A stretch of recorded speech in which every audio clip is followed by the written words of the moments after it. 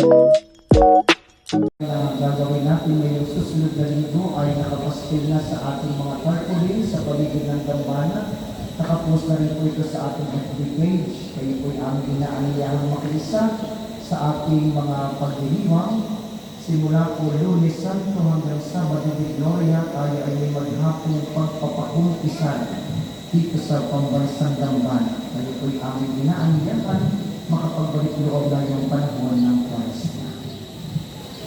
Ito pong religya na narito sa bantang unahan ninyo na nakasalamin na yan ay tela na may dugo ni Padre Pio na ginamit niyang pamunas sa kanila. Hindi si Padre Pio ay nagpapagaling, pero tayo ay dadalhin ni Padre Pio sa isang katotohanan nagpapagaling.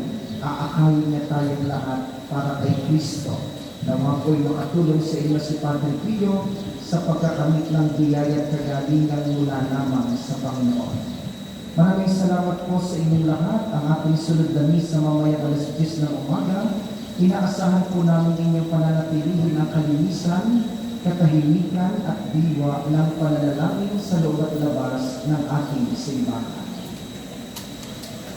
Magsitayo na po ang lahat para sa pagbabasbas ng mga religious articles. Mga kapatid, manalangin tayo sa Diyos sa mga makapangyarihan upang tayo maging kawangis ni Kristo sa kaintim na pagdalangin sa tulong ng mga larawan at mga dasal.